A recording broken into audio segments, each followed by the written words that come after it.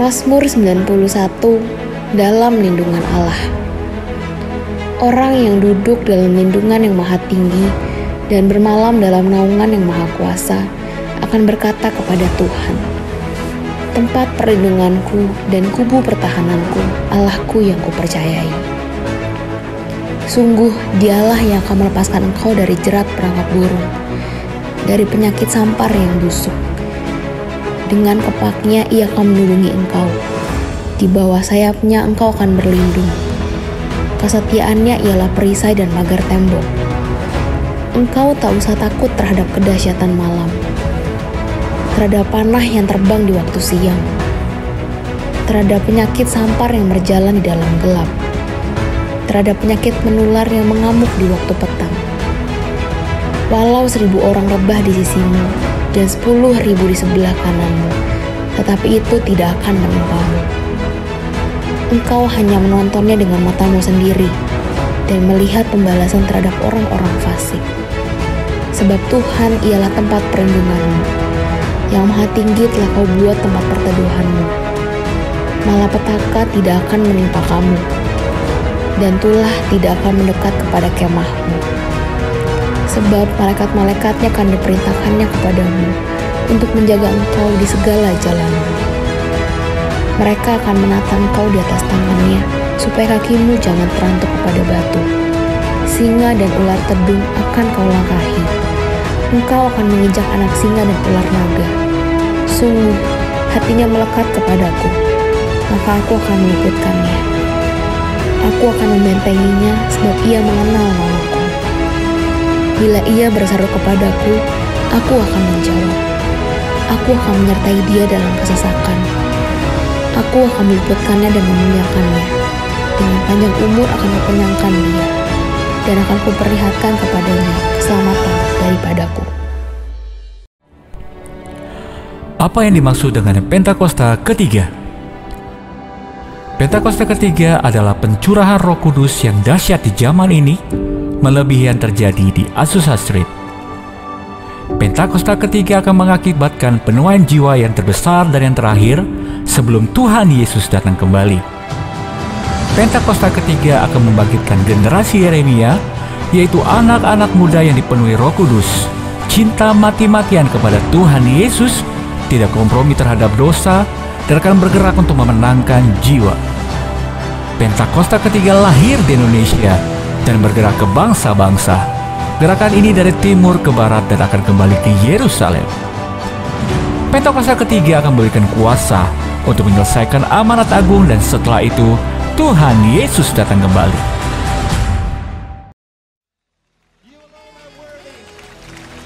We lift up holy hands without wrath and doubt, for you are the great King over all the earth. Yes, Lord, we celebrate your goodness tonight. Come on.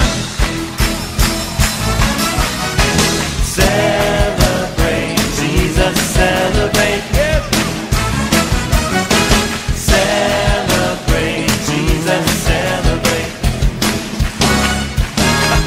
Celebrate, Jesus, celebrate. Celebrate, Jesus, celebrate. 'Cause he's risen. He is risen.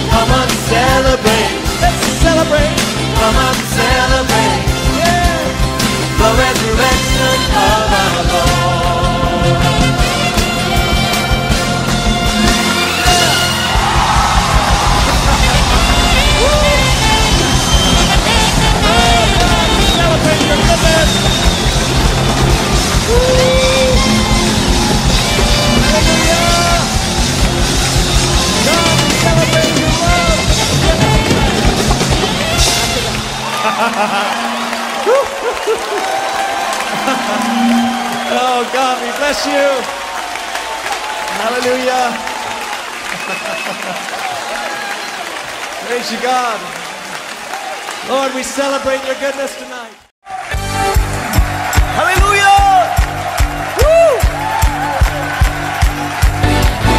Adalah baik menyanyikan kebaikan Tuhan, meninggikan Yesus Tuhan.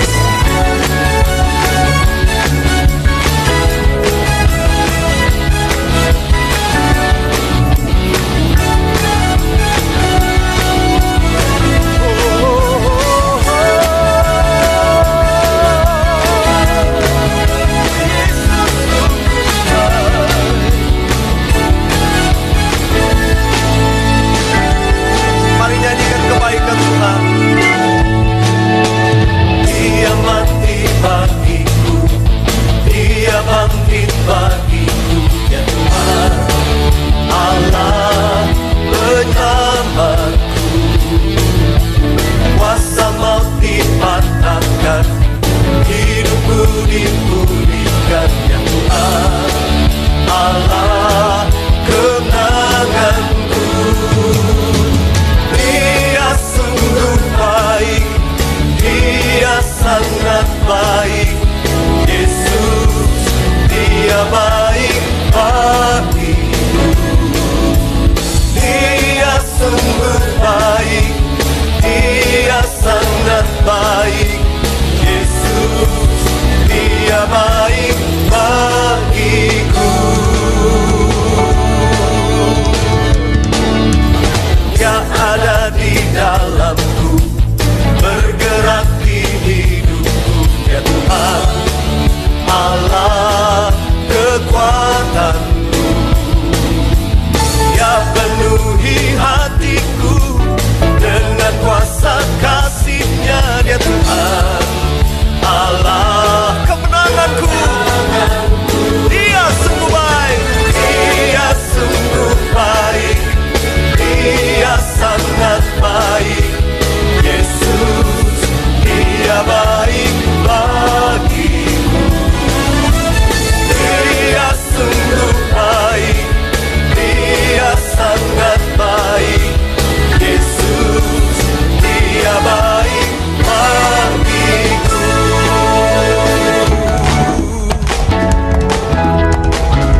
Haleluya.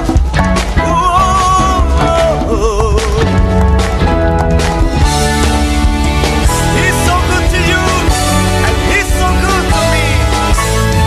He is so good to you, He is so good to me. Jesus, He's so good to you and me. Oh, He is so good to you, so good. He's so good to me. Jesus, He's so good to you and me. Because He's good, so good to you and me. Oh yeah, Jesus, He's so good to you and me. He is so good, He really good to me. Jesus, He's so good to you and me. Jesus, He's so good to you, and He's so good to me. He's so good to you and me.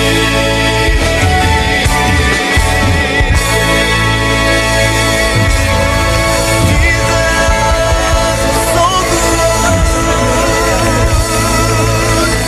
He's so good to me. Dia sungguh baik, Dia sangat baik, Yesus, Dia baik bagiku. Dia sungguh baik, Dia sangat baik, Yesus, Dia baik bagiku. Oh, Dia sungguh baik, sangat baik, oh, Yesus,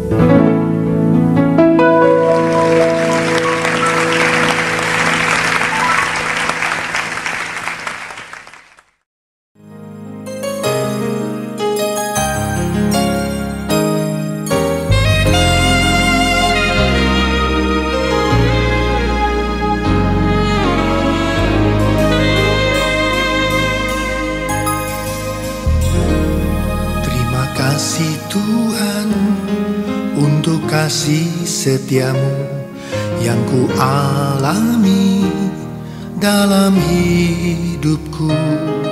Terima kasih Yesus untuk kebaikanmu sepanjang hidupku.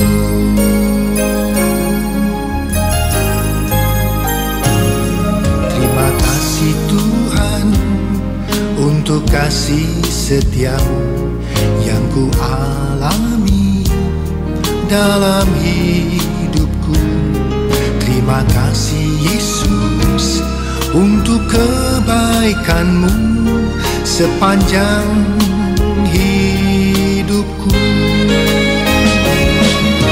Terima kasih Yesusku buat anugerah yang Kau beri.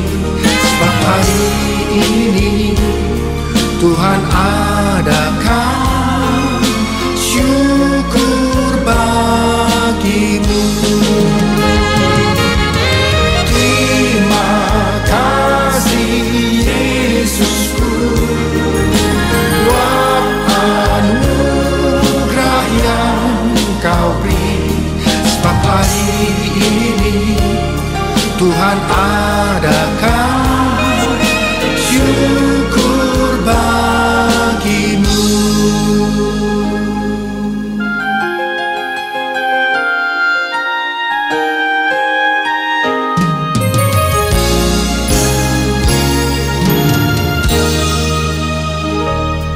Terima kasih Tuhan untuk kasih setiamu yang ku alami dalam hidupku. Terima kasih Yesus untuk kebaikanmu sepanjang hidupku. Terima kasih Yesusku buat anugerah yang Kau beri. Sebab hari ini Tuhan adakan syukur bagimu.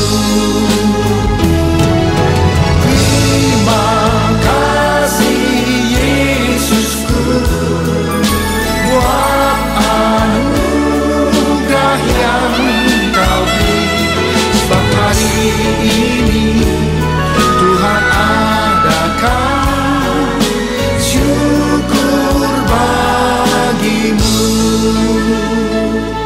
Sebab hari ini Tuhan adakan syukur bagimu.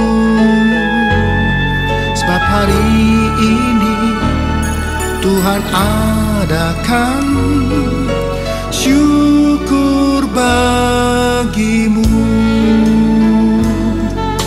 Syukur bagimu.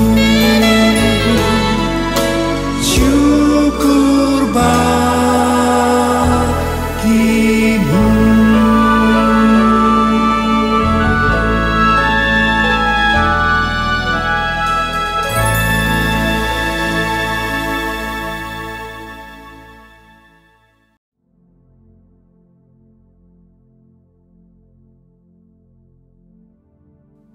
Shalom semuanya.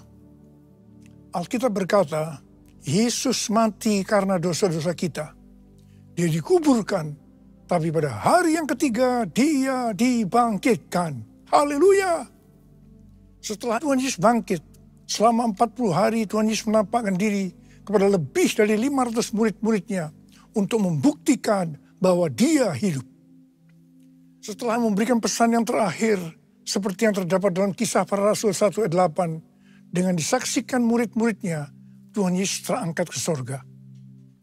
Saya percaya kalau kita berada di sana waktu itu, kita pasti akan sama dengan murid-murid Tuhan Yesus yang melihat bahwa Tuhan Yesus bertambah tinggi. Ketika mereka melihat ke bawah, ternyata kaki Tuhan Yesus sudah tidak menyentuh tanah lagi. Perlahan tapi pasti, Tuhan Yesus terangkat ke sorga. Makin lama makin kecil, sampai ada awan yang menutupi. dan hilang dari pandangan mata. Sementara mereka terheran-heran melihat ke langit, maka ada 2 orang yang berpakaian putih di dekat mereka yang berkata, "Hai orang-orang Galilea, mengapakah kamu berdiri melihat ke langit? Yesus ini yang terangkat ke surga meninggalkan kamu, akan datang kembali dengan cara yang sama seperti kamu melihat dia naik ke surga." Dari ayat ini, saya percaya kalau yang melihat Tuhan Yesus naik ke surga adalah murid-murid Tuhan Yesus, maka yang akan melihat Tuhan Yesus turun dari surga adalah murid-murid Tuhan Yesus. Sekarang Tuhan Yesus ada di surga. Apa yang dilakukan Tuhan Yesus di surga? Yang pertama, Tuhan Yesus berkata dalam Yohanes 14 ayat 1 sampai dengan 3, "Janganlah gelisah hatimu, percayalah kepada Allah, percayalah juga kepadaku. Di rumah Bapa-Ku banyak tempat tinggal. Jika tidak demikian, tentu aku mengatakannya kepadamu. Sebab aku pergi ke situ untuk menyediakan tempat bagimu. Dan apabila aku telah pergi ke situ dan telah menyediakan tempat bagimu, aku akan datang kembali dan membawa kamu ke tempatku, supaya di tempat di mana aku berada, kamu pun berada." Pesan Tuhan Yesus ini ditujukan untuk murid-muridnya. Karena itu, kalau kita mau ikut dalam pengangkatan, maka kita harus menjadi murid Tuhan Yesus. Murid Tuhan Yesus adalah kita-kita yang hidupnya sama seperti Kristus telah hidup. Karena kita hidup sama seperti Kristus telah hidup, maka kita akan menjadi serupa dengan gambarnya. Roma 8 ayat 29 berkata, "Sebab semua orang yang dipilihnya dari semula, mereka juga ditentukannya dari semula untuk menjadi serupa dengan gambaran anaknya, supaya ia, anaknya itu, menjadi yang sulung di antara banyak saudara." Jadi goal kita sebagai orang percaya adalah menjadi serupa dengan gambar Yesus, yaitu murid Tuhan Yesus. Menjadi seperti Kau, Yesus, menjadi seperti Kau, Yesus, menjadi sempurna dalam seluruh hidupku, dalam seluruh hidupku, dalam seluruh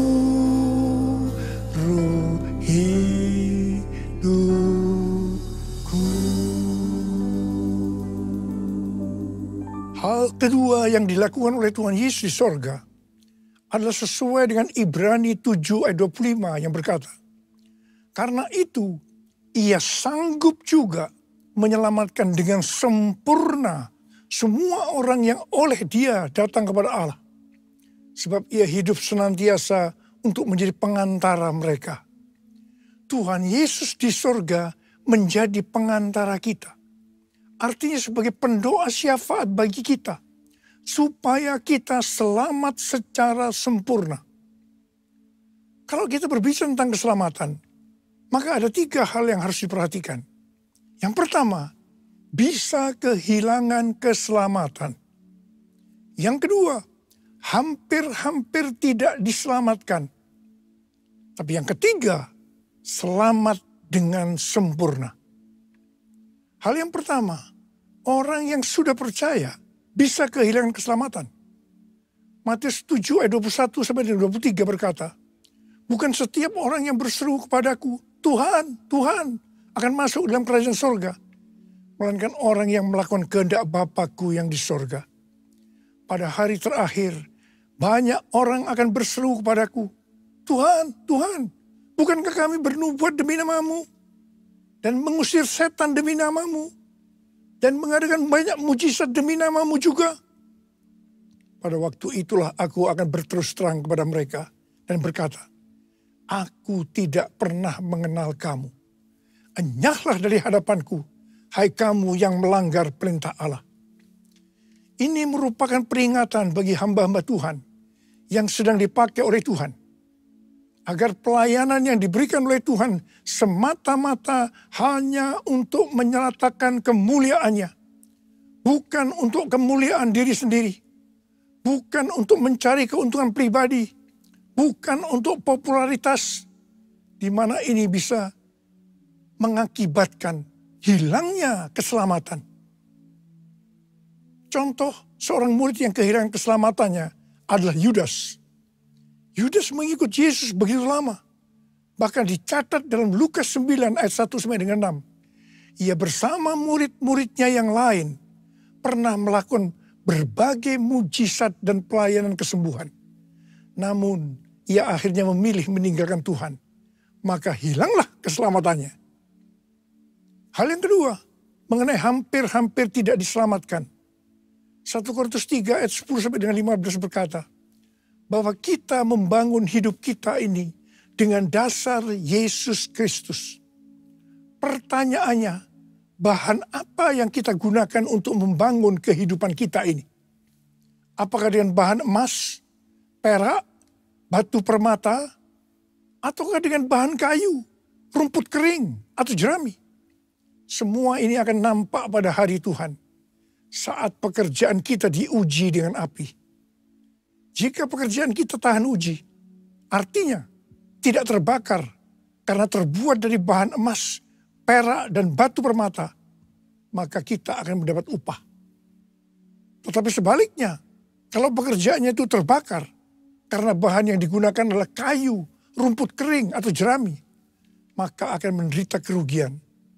Selamat sih selamat, tetapi seperti keluar dari dalam api.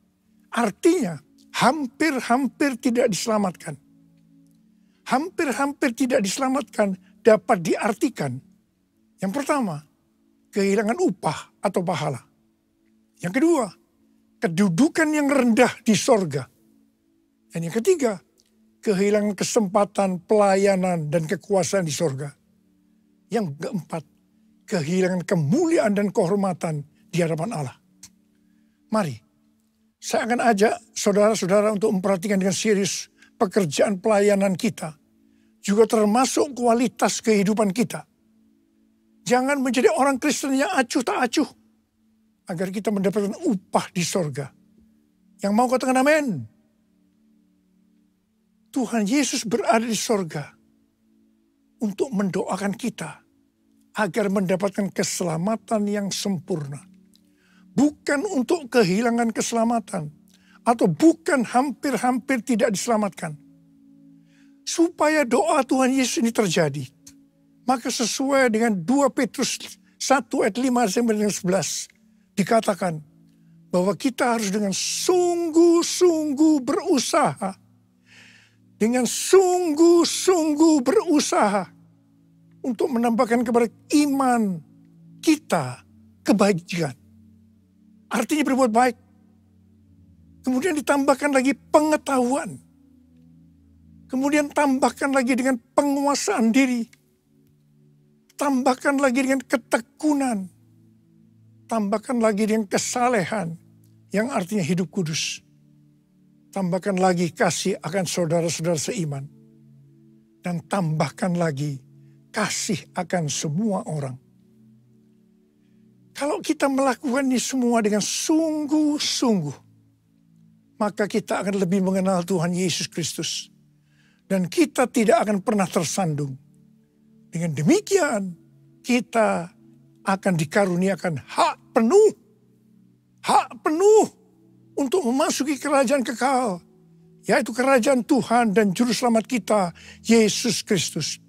Yang artinya, kita mendapatkan keselamatan yang sempurna. Haleluya! Besar anugerah-Mu, berlimpah kasih-Mu, semakin hari semakin bertambah. Besar anugerah-Mu, besar anugerah-Mu, berlimpah kasih-Mu, Semakin hari semakin bertambah besar anugerah-Mu, besar anugerah-Mu.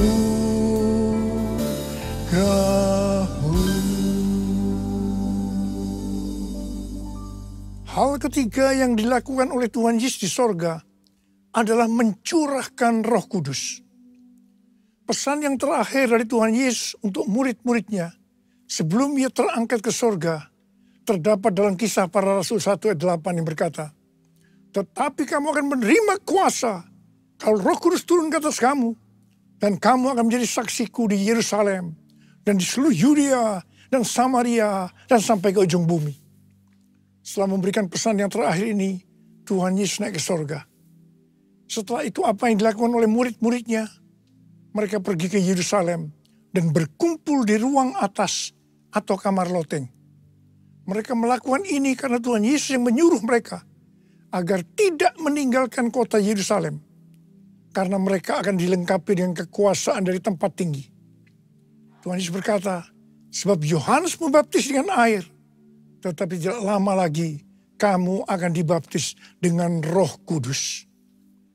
Murid-murid yang berkumpul berjumlah sekitar 120 orang. Kisah Para Rasul 1 ayat 14a berkata, mereka semua bertekun dengan sehati dalam doa bersama-sama. Artinya mereka berdoa, memuji dan menyembah Tuhan dalam unity siang dan malam. Ini adalah prinsip restorasi Pondok Daud. Ini adalah prinsip menara doa. Pada hari Raya Pentakosta, jadi 10 hari setelah mereka berkumpul itu, tiba-tiba turunlah dari langit suatu bunyi seperti tiupan angin yang keras, yang memenuhi seluruh rumah di mana mereka duduk.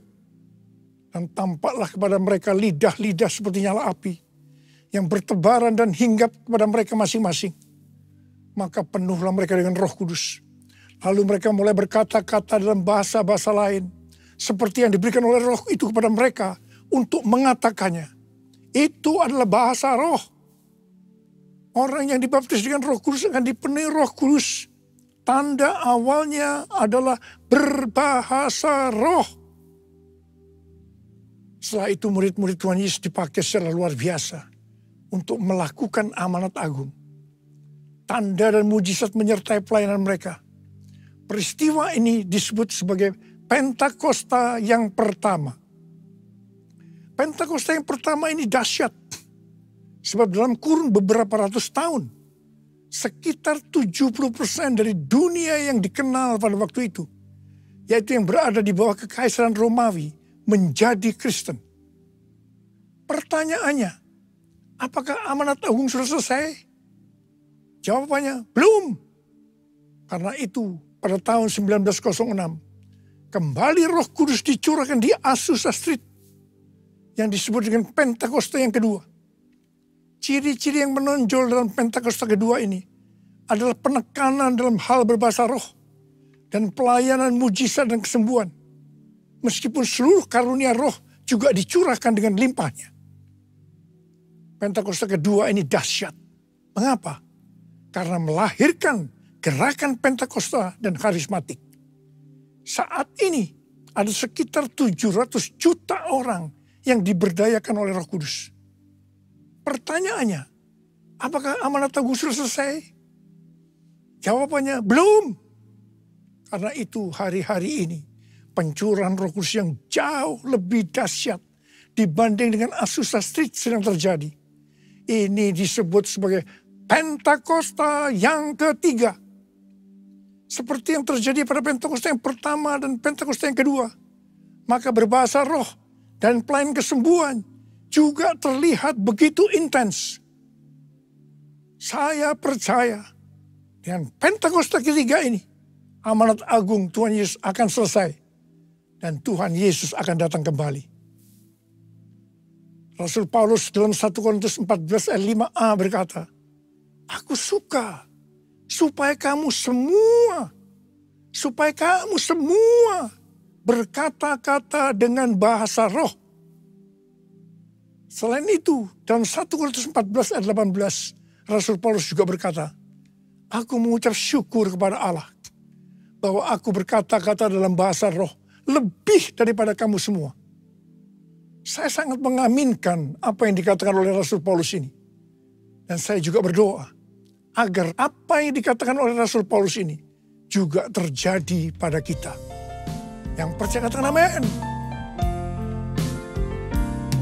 Ku buka hati untuk Roh-Mu Tuhan. Ku buka hati menyembah-Mu Yesus. Jamahlah kami, penuhi kami dengan kuasa Allah Maha Tinggi. Dengan kuasa Allah Maha Tinggi.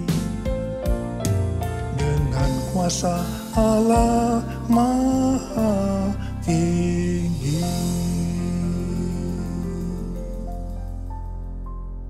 Apa yang terjadi kalau kita berbahasa roh?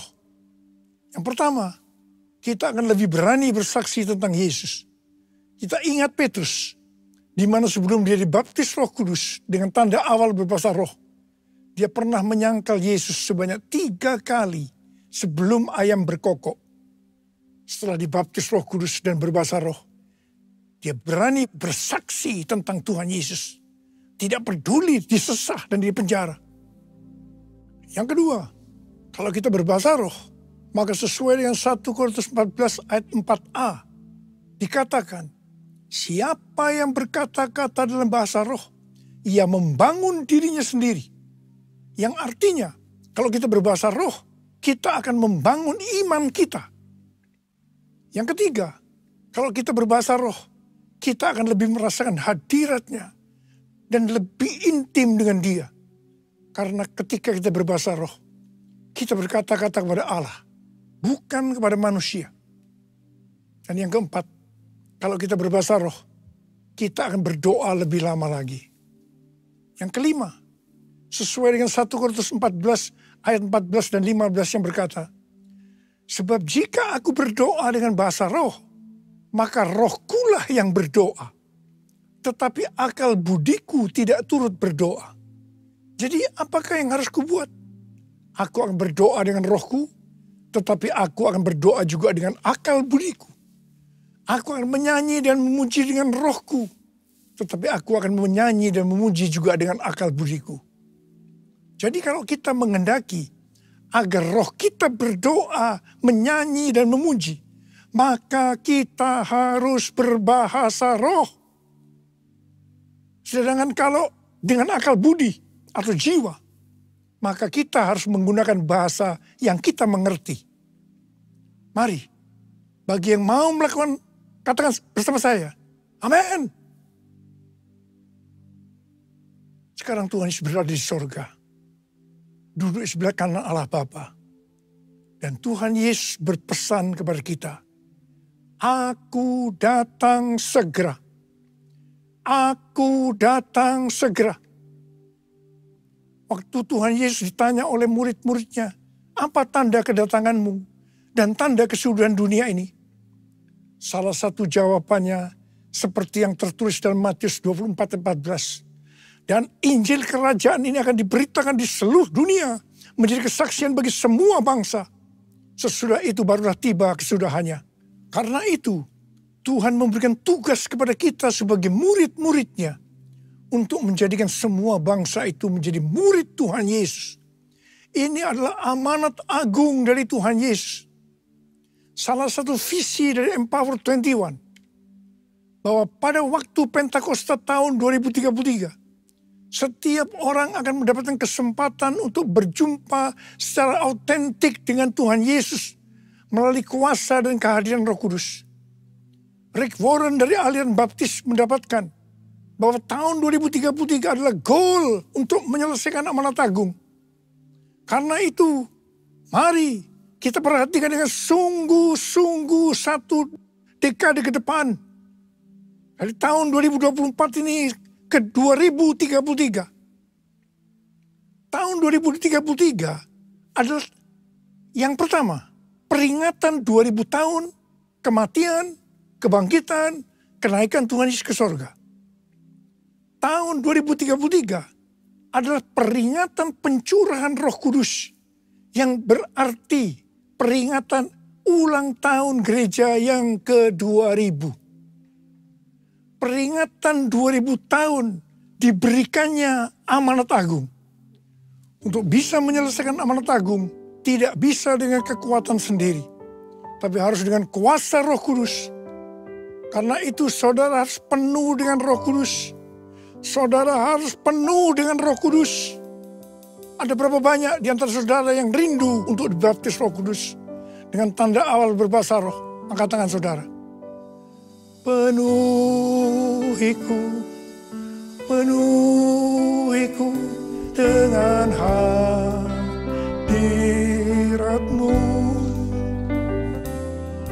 Urapiku, urapiku dengan minyak kudus-Mu.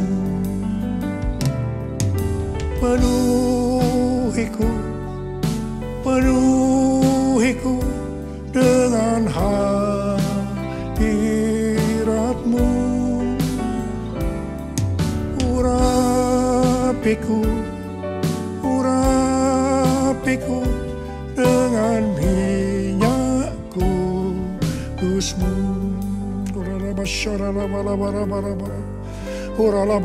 Terima, terima, terima pengurapan Roh Kudus, terima pengurapan, terima, diurapi Roh Kudus.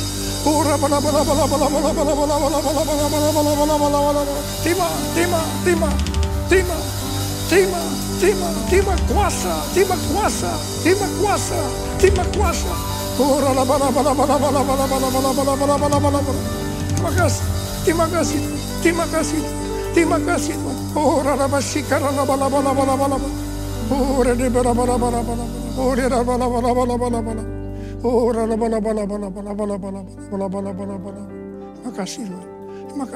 terima kasih, terima kasih, terima kasih.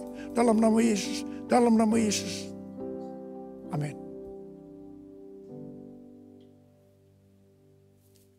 Kita akan masuk dalam perjamuan kudus. Kita akan mengingat ayat ini. Sebab setiap kali kamu makan roti ini dan minum cawan ini, kamu memberitakan kematian Tuhan sampai Ia datang. Perjamuan kudus adalah perjamuan Tuhan Yesus sendiri. Setiap kali kita masuk dalam perjamuan kudus, Tuhan Yesus selalu berkata, biarlah ini menjadi peringatan akan aku. Karena itu mari arahkan hati kita kepada kebaikan Tuhan. Kita akan mengingat kebaikan Tuhan. Supaya kita lebih mengasihi Tuhan Yesus. Kita lebih mengasihi satu dengan yang lain. Mari tundukkan kepala. Bapa, siapakah kami sebelum kami mengenal Engkau? Kami semua orang berdosa. Upah dosa adalah maut, mati. Tapi Engkau yang tidak berdosa telah dijadikan dosa oleh karena kami. Engkau harus turun dari sorga mulia, menjelma menjadi manusia, mati ganti kami. Tuhan, betapa baiknya Engkau. Betapa baiknya Engkau. Kau jadikan kami sebagai anak-anak-Mu. Kau tuntun, Kau bela, Kau lindungi, Kau berkati, Kau hajar juga kalau kami salah. Itu Engkau ya Abah. Abah terima kasih. Kau akan memberkati kami semua melalui perjamuan kudus ini. Tapi Engkau mau agar kami makan dan minum dengan cara yang benar. Karena itu mari, masing-masing introspeksi. Lihat keadaan diri kita masing-masing. Kalau ada dosa yang Tuhan ingatkan, langsung minta ampun. Ampuni saya Tuhan. Ampuni, ampuni, ampuni ya Tuhan. Ampuni. Bapa, Kau melihat anak-anak-Mu yang sedang meminta ampun kepadamu. Layakkan kami untuk masuk dalam perjamuan kudus. Terima kasih. Dalam nama Yesus kami berdoa. Amin. Mari, angkat roti di tangan kanan kita tinggi-tinggi. Sebab apa yang telah kuteruskan kepadamu telah aku terima dari Tuhan. Yaitu bahwa Tuhan Yesus pada malam waktu Ia diserahkan mengambil roti. Dan sesudah itu Ia mengucap syukur atasnya. Ia memecah-mecahkannya dan berkata, inilah tubuhku yang diserahkan bagi kamu. Perbuatlah ini menjadi peringatan akan aku. Sudah dikasih Tuhan, bukankah roti yang kita pecah-pecahkan ini adalah persekutuan kita dengan tubuh Kristus? Mari kita makan dalam nama Yesus.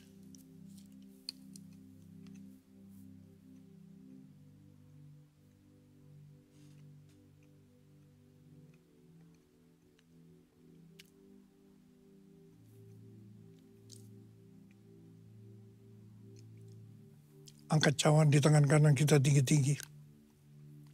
Demikian juga ia mengambil cawan sudah makan lalu berkata, cawan ini adalah perjanjian baru yang dimeteraikan oleh darahku. Perbuatlah ini setiap kali kamu meminumnya menjadi peringatan akan aku. Sudah dikasih Tuhan, bukan cawan pengucapan syukur. Yang atasnya kita ucapkan syukur adalah persekutuan kita dengan darah Yesus. Mari kita minum dalam nama Yesus.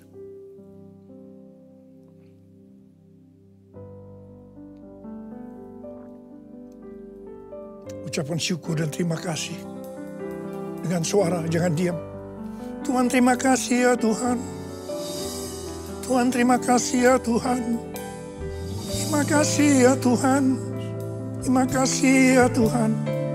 Terima kasih ya Tuhan. Terima kasih.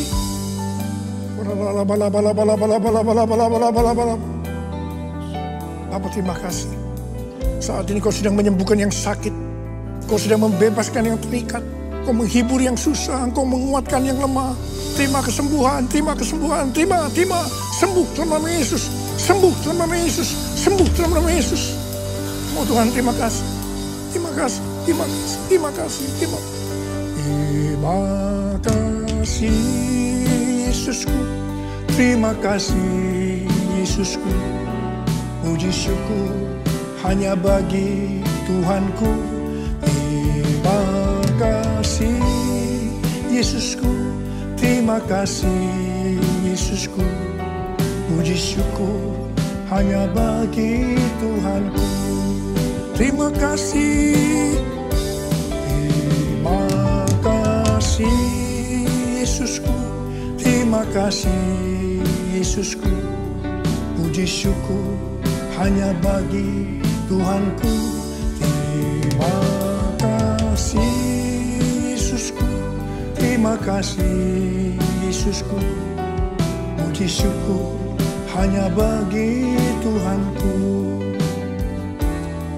Puji syukur hanya bagi Tuhanku. Puji syukur hanya bagi Tuhanku.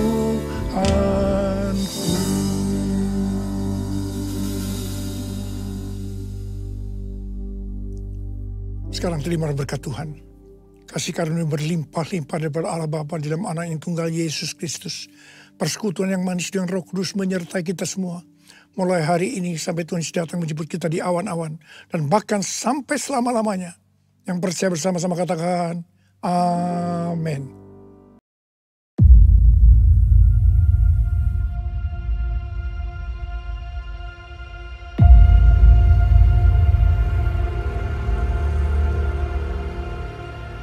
And how we could possibly get at this big vision so that every person on earth could have an encounter with Jesus Christ. Now, we don't believe in universalism.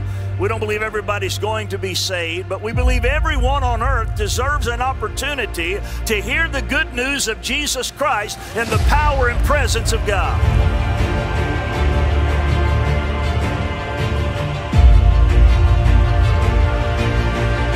Kita mendapatkan tugas dari Tuhan. And now we have a task given to us by Ada the berapa Lord. banyak murid-murid Tuhan Yesus di tempat ini? How many of you here are disciples of the Lord? Karena kita diminta untuk menjadikan semua bangsa itu muridnya. Brothers and sisters, we are asked to make all the nations disciples of the Lord. Kita sebagai murid-murid Tuhan Yesus diminta untuk menjadikan semua bangsa itu murid Tuhan We as disciples are asked to disciple other nations.